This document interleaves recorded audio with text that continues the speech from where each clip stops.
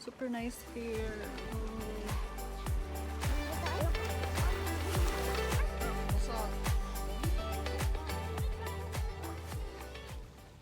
Today is Sunday and we are off to Canigao Island with my family and my relatives from Leyte. And mag-overnight kami doon. This is my first time traveling to Canigao Island, and guys, ang dami naming dala since marami kami. We bring our own tents, tsaka foods na din para makasave. So, we have enough foods for today's dinner and then snacks. My relatives town, magta-travel pa kami ng 30 minutes or more puntang Matalom, wherein doon kami sasakay ng bangka papuntang island. It's been 9 years since my last visit here. And nakaka-happy lang na yung mga rice fields andito pa rin, hindi pa sila to-turn into commercial spaces, and hopefully hindi sila ma-turn into commercial spaces talaga. And I'm hoping that our local farmers can get the support from our government para hindi sila tuluyang mawala. Anyway, after 30 minutes, we have arrived in Matalom and ito yung port nila. So sasakay kami dyan sa bangka. As of the moment, naghihintay lang kami sa cousin ko na matapos siya sa registration na kailangan para sa mga passengers. And we also have to wait for more passengers pa na makasabay namin sa bangka to the island. After an hour of waiting, medyo matagal din kami naghintay for another passenger. They require minimum passengers din kasi para hindi naman lugi yung mga bangkero natin. At very understandable naman ang mahal ng gasolina natin ngayon. Nasa port pa lang kami pero ang linaw at ang linis na ng tubig. Nandito na kami sa bangka on our way to the island and total of 14 passengers lang kami, guys. Since mag-overnight kami doon, yung pick-up time namin by tomorrow is 11 a.m. pa. So, medyo mataas pa yung time namin para makapag-enjoy at maligo sa dagat.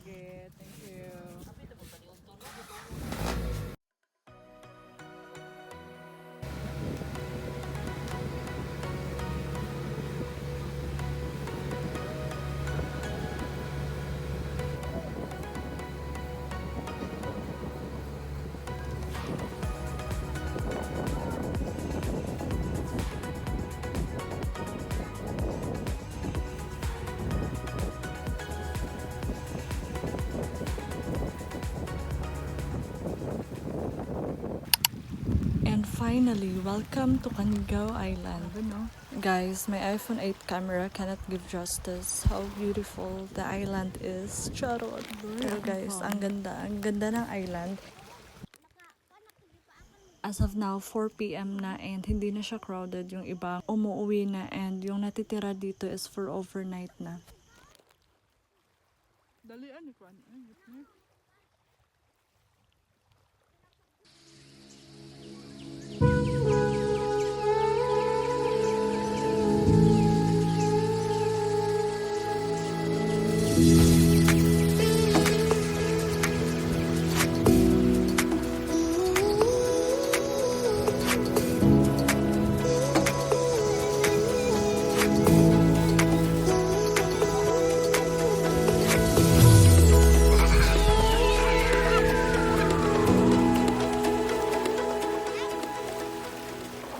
Dito naman sa pinakadulo na part, makikita yung landmark ng Canigao Island and historically pinaniniwalaan na dumaan dito si Magellan at Elcano during their expedition papuntang Cebu noong April 5, 1521. Pero hindi sila ang nakadiscover sa isla kasi matagal na itong ginagamit ng mga locals at sa komunidad na Matalom bago pa ang expedition ng mga dayuhan.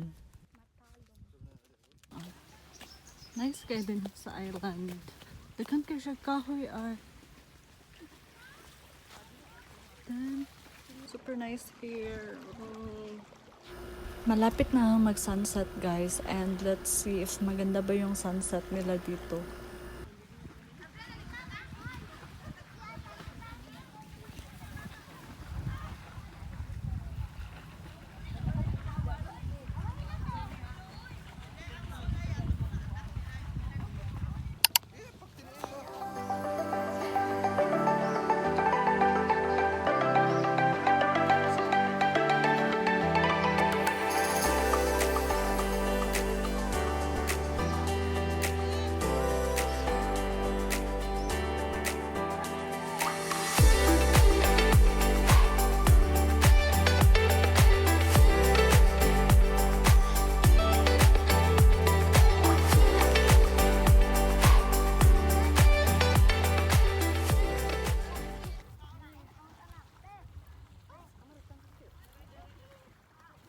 Time check, it's 6 p.m. and nagsimula na nga dumilim dito. Meron na kaming dalang emergency light kasi dito sa area namin, total blackout talaga, walang street light. So, ito lang yung gamit namin for whole night.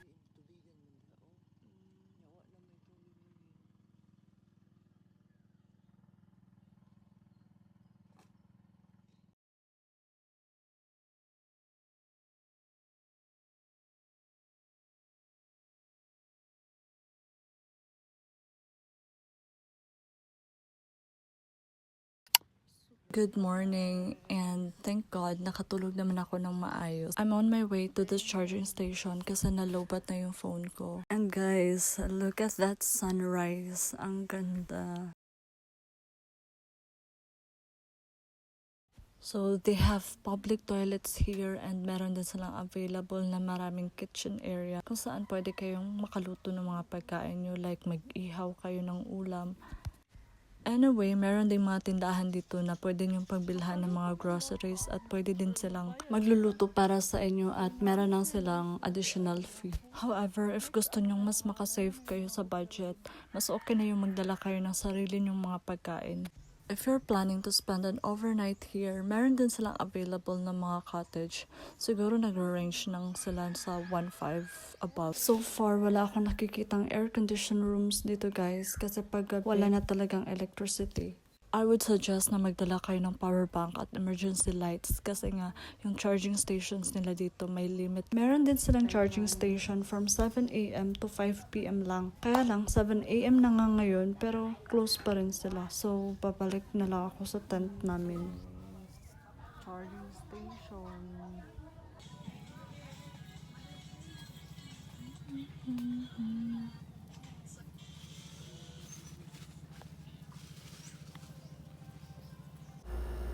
So, medyo mainit na nga guys and kailangan namin sulitin yung time kasi by 10 a.m. kailangan nakapack up na kami ready na for pauwi. Mami, pagkupang ka dito ka. Pag self-serve. Naapa ba ka?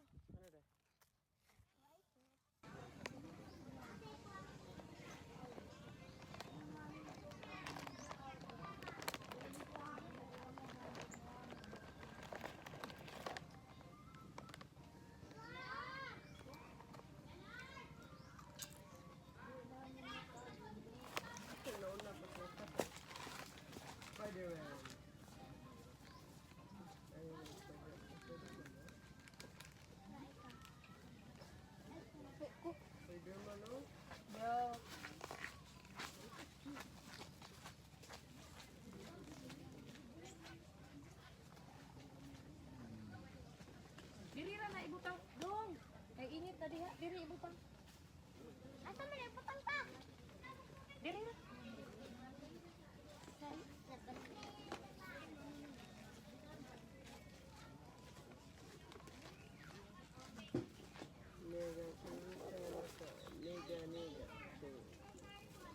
May bola bukan.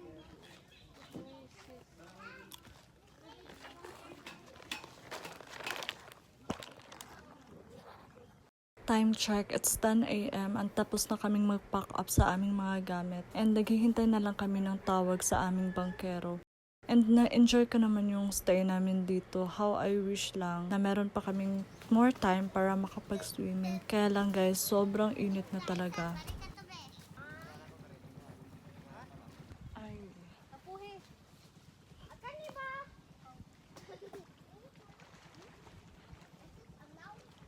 Heading home. Oh my gosh, nice.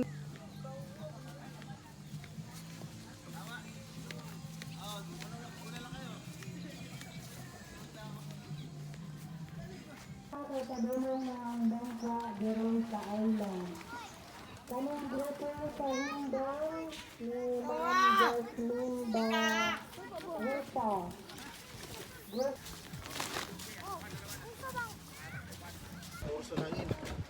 Ito ang hangin dito.